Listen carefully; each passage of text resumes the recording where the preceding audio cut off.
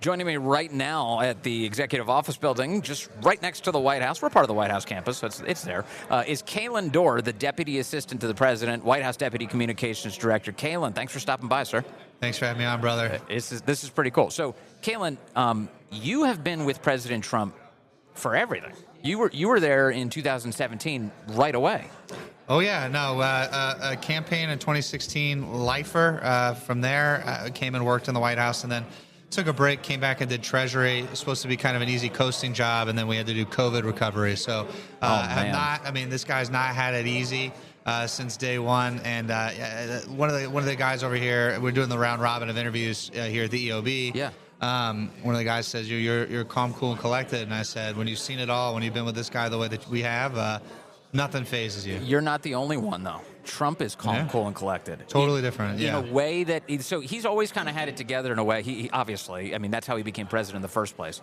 But for those of us on the outside, I've been watching going, this guy is more sure of himself than I've ever seen him. Is that your view? Well, this is the power of second chances, right, Vince? I mean, like, very rarely in life do you get to come back and not necessarily do a redo on everything from day one, but I mean, I'm sure this is the equivalent of you're up late at night and you said something cringe to a girl, in high school 12 years ago, and you're like, damn, I really wish I'd done something differently.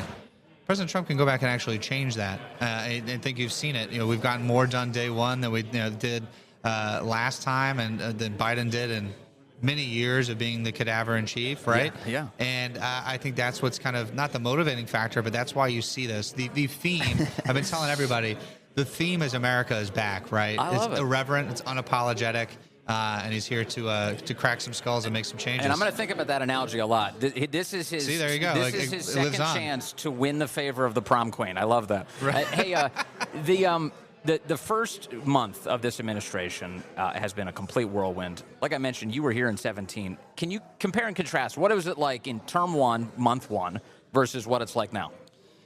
Well, I think we've got an infrastructure in place. We learned a lot last time. Friends of the president weren't necessarily the most popular people in the country at the time. And I think we see this with this mandate that he's been given through, the November elections, that we kind of have the culture on our side in a way that was completely and totally different. The left, they really, blew it on manipulating and controlling social media networks as well. So we have more direct access to the American people than any other president ever has. Part of my portfolio here is digital, and we're having a lot of fun just kind of speaking the way normal people speak on the internet. You know what I mean? And I think that's really different. So I have to ask you then. Oh, no. You just told me that What did I do? You have the digital portfolio. Are you responsible for the ASMR video of deportations that was put out this week? Well, the ICE office in Seattle is responsible for the video. We merely, gave it a little boost. It was on the White House Twitter account. Oh, yeah, or yes, X it was. account. Excuse me, X account. We say now. But it's so and it's so funny. I was explaining to Corey. Corey was like, "What's ASMR?" And I was like, "Oh man, I got to go down the rabbit hole with you now." I know. But it's amazing. It's amazing.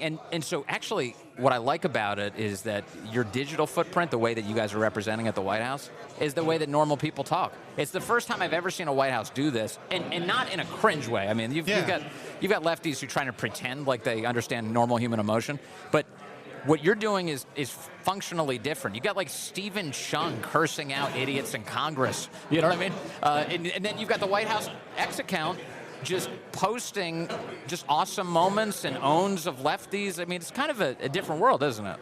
Yeah, and again, like, this is why our movement has so much power this go-around. It's because we just kind of cut through the nonsense in a way that they're incapable. The opponents of the administration's agenda, they're incapable of doing that.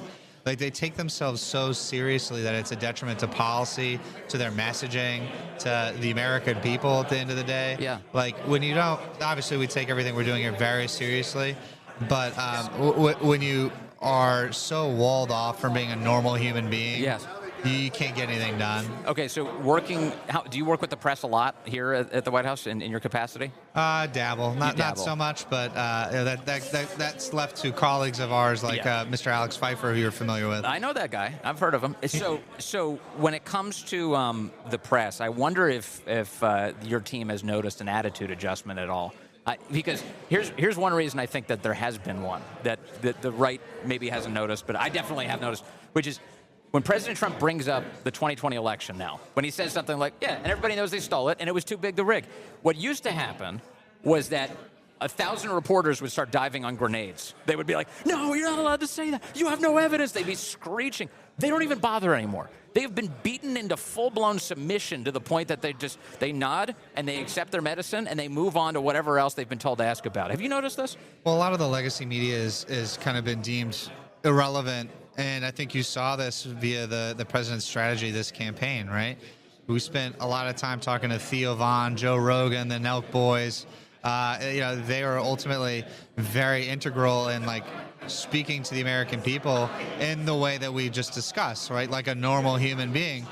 And I think, this is kind of tangential to what you're saying, but it's just a thought I've had recently. I had it in the shower this morning. Don't think about it too hard. But the insecurity that they all must have is really on full display when you look at what's going on with Doge, cutting waste, fraud, and abuse in the government. You are not that outraged if you are secure in your contribution to society. Yeah. And that's 1,000% what it is. No one's really talking about it that way. But at the end of the day, these guys just can't stand that they're being replaced and that their opinions are, wholly detrimental to putting tangible quality of life improvements in your pockets, right? They can complain all they want about how inflation wasn't solved at 12:01 on January 20th. They know that ultimately in their hearts that the American people see through that nonsense and that doing things like cutting fraud, waste, and abuse is one of the quickest ways to solving that problem. But they just an example. It's just amazing, though, that President Trump's opponents feel some sort of obligation to always take the opposite position that he takes, no matter what it is.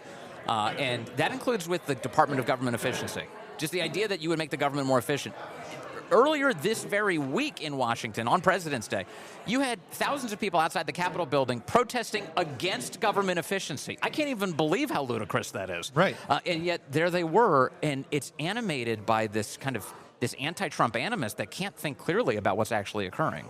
Yeah, it's all illogical, and it's arguing with some of these folks is akin to arguing with my 7-week-old daughter. It ends with them crying and no one really being happy. He's a smart 7-week-old daughter. I think she's already arguing. Dude, it's pretty nuts if you could hear the talking that goes on. No, but I think also I would like ultimately all of us to reframe the conversation a little differently. And I know we've all thought it. Yeah. What are these guys arguing for, right? They're arguing that we need to be, at a time where we need to be figuring out a lot of these economic issues that we're ultimately going to solve and that we're seeing some progress solving, that we should be shipping out ungodly sums of money to the Ukraine to provide condoms and dude, what are they doing with that many condoms? That's an insane number of condoms. Yeah. Not to belabor the point. That's the quote of the interview, by the way. Yeah, there we go. That's your headline right there. That's the one we're putting everywhere.